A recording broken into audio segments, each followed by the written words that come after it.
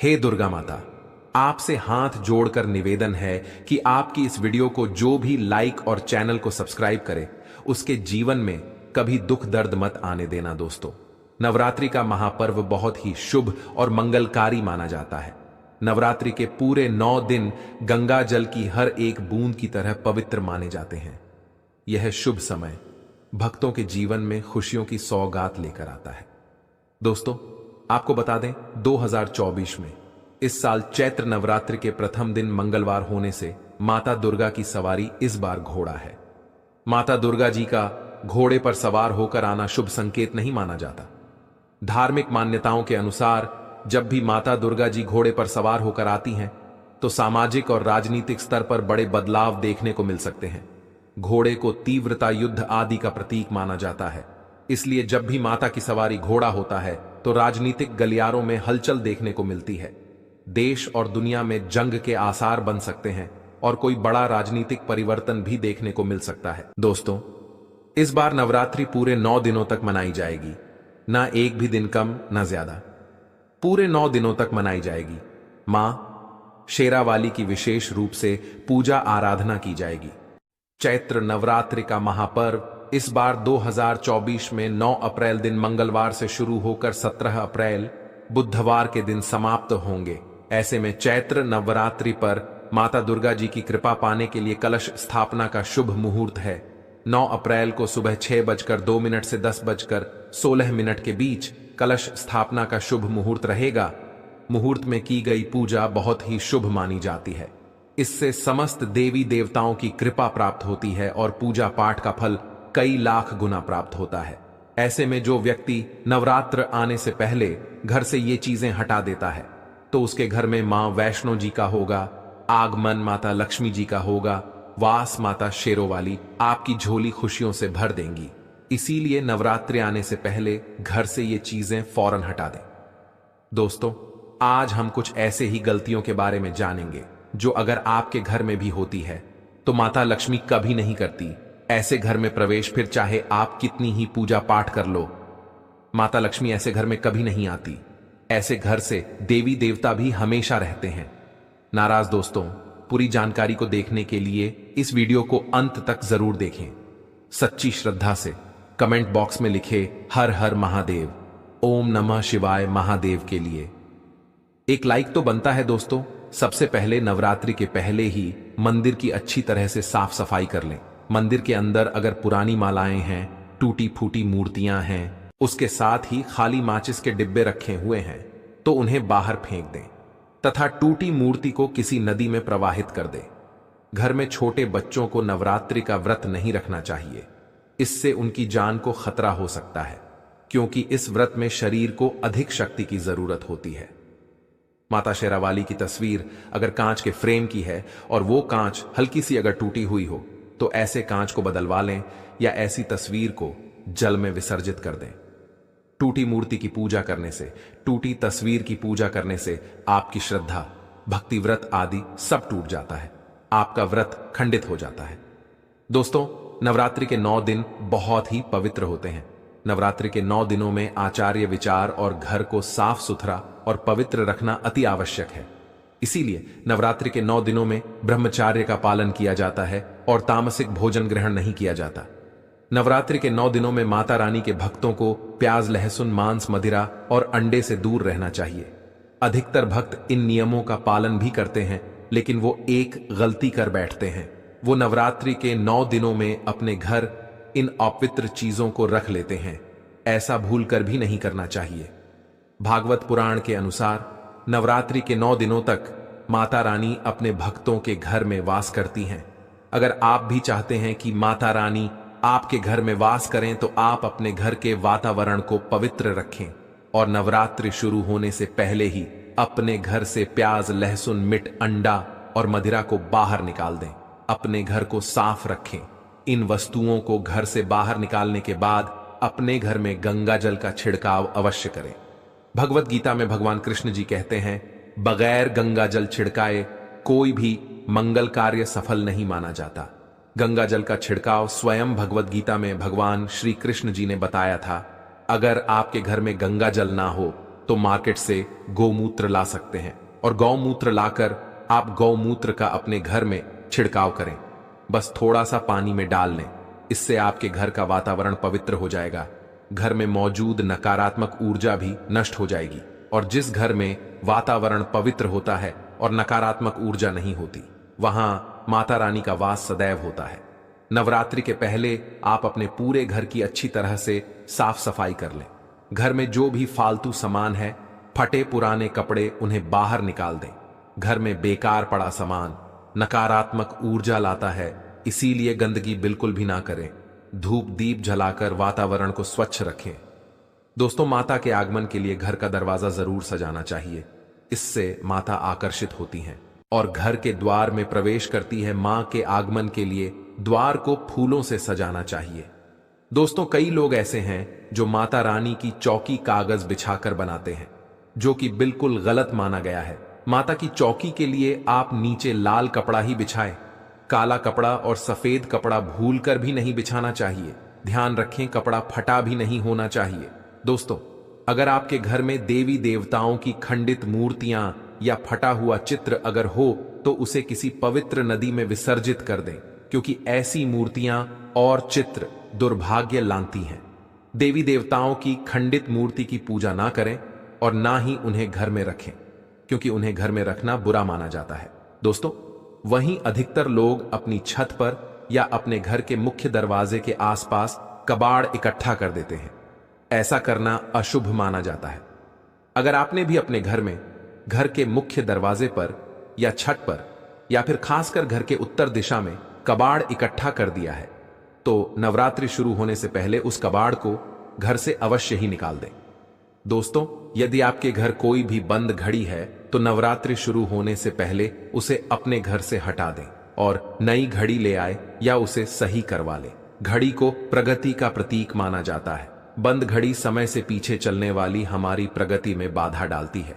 इसीलिए नवरात्रि शुरू होने से पहले ही आप बंद घड़ी को घर से बाहर निकाल दें।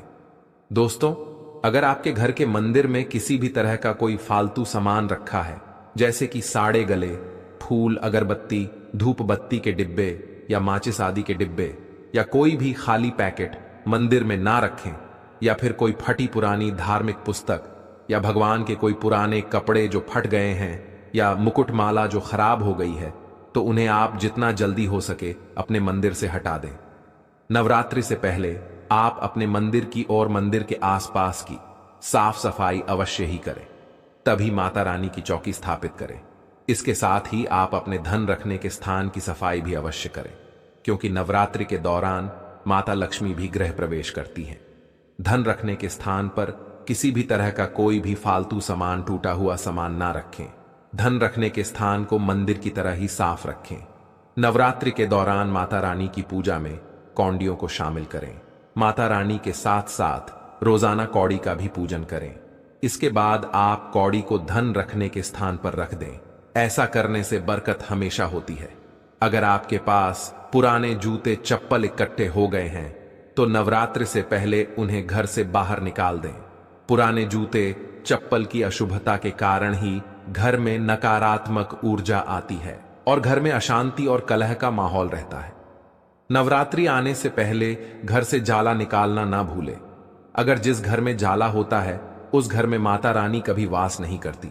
साथ ही साथ टूटे फूटे बर्तन अगर घर में पड़े हैं या टूटा हुआ आईना भी अगर घर में हो, तो उसे भी निकाल दें। घर में टूटे फूटे ईंट पत्थर भी नहीं रखना चाहिए, इससे माता लक्ष्मी नाराज हो जाती हैं। अब हम जानते हैं नवरात्रों के दौरान क्या नहीं खाना चाहिए और क्या नहीं पीना चाहिए, और कौन सा फल खाने से व्रत संपूर्ण और सफल हो जाता है। दोस्तों, नवरात्रि के दिन सेब जरूर खाना चाहिए। शास्त्रों में बताया जाता है कि भगवान के भोग में सेब आदि जरूर अर्पित किया जाता है। अगर आपका व्रत है तो आपको सेब जरूर खाना चाहिए। केला, पपीता, तरबूज और मीठे अंगूर जरूर खाना चाहिए। इन फलों से व्रतधारी को शक्ति मिलती है और व्रत संपूर्ण हो जाता है। शास्त्रों में बताया जाता है कि नवरात्रों के दिनों में सीताफल जरूर खाना चाहिए। सीताफल खाने से 10 ऐसी बीमारियां हैं जो खत्म हो जाती है। माना जाता है कि नवरात्रों के दिनों में सीताफल का घर में प्रवेश होना बड़ा ही शुभ माना गया है। सीताफल खाने से नवरात्रि का व्रत सफल हो जाता है, क्योंकि इसमें माता सीता का आशीर्वाद मिला हुआ होता है। नवरात्रि के दौरान इसे जो भी खाता है उसे दुखों का सामना नहीं करना पड़ता। सीताफल आपको जरूर खाना चाहिए दोस्तों। नवरात्रों में व्रतधारी को डब्बा बंद लस्सी, डब्बा बंद जूस नहीं पीना चाहिए। उसमें कई केमिकल मिले होते हैं जिसके कारण आपका व्रत टूट सकता है। जब भी आप फलों का जूस पिए तो याद रखें उसमें नमक ना डालें, नहीं तो व्रत टूट जाएगा। साथ ही साथ जूस में बर्फ भी नहीं डालना चाहिए। फलों का सादा जूस पीने से व्रत सफल होता है। दोस्तों, नवरात्रि के दौरान सिंघाड़े का आटा या कुत्तू का आटा खाने से पहले यह देख लें कि आटा पुराना नहीं होना चाहिए, क्योंकि पुराने आटे में कीड़े वगैरह पड़ जाते हैं जिसके कारण आपका व्रत टूट सकता है, क्योंकि यह छोटे छोटे कीड़े हमें दिखाई नहीं देते और आपके मुंह तक पहुंच जाते हैं। ऐसा आटा खाना मतलब कीड़े मकोड़े का मांस खाने के बराबर माना गया है। दोस्तों, नवरात्रि के दौरान आप शाम के समय खाने में दही ले सकते हैं, आलू वगैरह खा सकते हैं, साबूनदाने की टिकिया बनाकर खा सकते हैं, साबूनदाने की और आलू के पापड़ भी खा सकते हैं। कई सब्जियां तो ऐसी हैं जो नवरात्रि के दौरान भोजन में शामिल कर सकते हैं। इससे आपको एनर्जी मिलेगी और व्रत सफल हो जाएगा। नवरात्रि के दौरान आप दूध पी सकते हैं जो आपको ताकत देगा, चाय वगैरह भी पी सकते हैं, लेकिन याद रहे उसमें नमक ना डालें। एक बात का ध्यान रहे, व्रतधारी को पेट भर खाना यानी गले तक भोजन नहीं करना चाहिए, नहीं तो व्रत रखना का कोई भी फायदा नहीं होगा।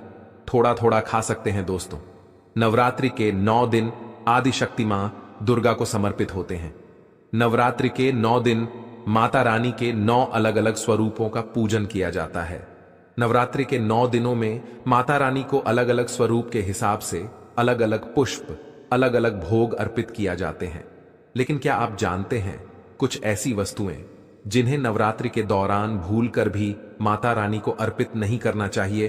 अगर इन वस्तुओं को आप गलती से भी माता रानी को अर्पित कर देते हैं तो आपको व्रत और पूजन का पूर्ण लाभ नहीं होगा। इसीलिए माता रानी की कृपा प्राप्त करने के लिए आपको यह जानना अति आवश्यक है कि वो कौन सी ऐसी वस्तु है जो माता रानी के पूजन में भूल कर भी इस्तेमाल नहीं करना चाहिए। तो आइए मां का जयकारा लगाते हुए वीडियो को शुरू करते हैं। दोस्तों, नंबर 1, नवरात्रि के दौरान शादीशुदा महिलाओं को सफेद कपड़े पहनकर पूजा पाठ नहीं करना चाहिए। साथ ही साथ काले कपड़े भी नहीं पहनना चाहिए, इससे पूजा व्रत आदि खंडित हो जाती है। माता की चौकी जब आप लगाएं तो उसके नीचे कागज नहीं लगाना चाहिए। माता की चौकी हमेशा लाल कपड़ा बिछाकर ही बनाना चाहिए। हमेशा याद रहे, नवरात्रों के 9 दिनों तक व्रतधारी को अपना आसन माता की चौकी के आगे ही लगाना चाहिए और वहीं पर आपको सोना चाहिए। मंदिर को नवरात्रि के दौरान अकेले नहीं छोड़ा जाता, बहुत ही अशुभ माना जाता है। इससे दुर्गा माता नाराज हो जाती है और हमेशा के लिए चली जाती है। दोस्तों, नंबर 2, नारियल। हिंदू धर्म में नारियल को समृद्धि, धन, श्रद्धा और सम्मान का सूचक माना जाता है। नारियल को श्रीफल भी कहा जाता है। नारियल को सुख समृद्धि में वृद्धि करने वाला माना जाता है। नारियल का हर मांगलिक कार्य में विशेष महत्व होता है। जैसे कि आप सभी जानते हैं कि माता रानी के कई मंदिरों में नारियल से बलि भी दी जाती है और माता रानी के पूजन में नारियल का इस्तेमाल हम सभी करते हैं। खासकर कलश की स्थापना नारियल रखकर ही की जाती है। माता रानी के पूजन में हम नारियल इस्तेमाल करते समय कुछ गलतियां कर बैठते हैं। दोस्तों, नारियल कई प्रकार के होते हैं, एक हरा, दूसरा सूखा, जिसके अंदर पानी होता है। जिस नारियल के अंदर पानी होता है, माता रानी के पूजन में सदैव पानी वाला और जटा वाला नारियल ही इस्तेमाल करें। नारियल का पूर्ण होना चाहिए। नारियल चटका हुआ या टूटा हुआ नहीं होना चाहिए, क्योंकि साबुत नारियल ही पूर्ण और पवित्रता का प्रतीक होता है। साबुत नारियल ही सुख समृद्धि का प्रतीक होता है। साबुत नारियल को ही श्रीफल यानी कि मां लक्ष्मी का फल कहा जाता है। नवरात्रि में माता रानी के कलश की स्थापना करते समय जटा वाला यानी कि पानी वाला नारियल ही कलश पर स्थापित करना चाहिए। साथ ही यह ध्यान रखना चाहिए कि नारियल को सदैव कलश के ऊपर लिटाकर रखना चाहिए। घट स्थापना करते समय कभी भी नारियल को खड़ा करके नहीं रखा जाता। नारियल को सदैव लिटाकर कलश के ऊपर रखा जाता है। साथ ही नारियल को स्थापित करने से पहले आप नारियल को लाल कपड़े में लपेटकर उस पर और फिर लाल चुनरी उड़कर आप नारियल को कलश के ऊपर स्थापित करें। शास्त्रों के अनुसार कलश के ऊपर जब सही तरीके से नारियल रखा जाता है और सही प्रकार का नारियल रखा जाता है, तभी व्रत और पूजन का पूर्ण फल प्राप्त होता है। यह भी ध्यान रहे कि महिलाएं माता रानी को नारियल अर्पित तो कर सकती हैं, लेकिन कभी भी माता रानी के सामने नारियल को भूल कर भी ना तोड़े, क्योंकि नारियल बीज रूप होता है और स्त्रियां बीज रूप से ही शिशु को जन्म देती हैं। इसीलिए कभी भी महिलाओं को नारियल नहीं तोड़ना चाहिए। दोस्तों, नंबर 3, लौंग हम सभी माता रानी के पूजन में इस्तेमाल करते हैं, लेकिन लौंग का इस्तेमाल करते समय एक बहुत बड़ी गलती कर बैठते हैं। हमेशा ध्यान रखना चाहिए कि माता रानी को सदैव फूल वाली लौंग ही अर्पित करना चाहिए।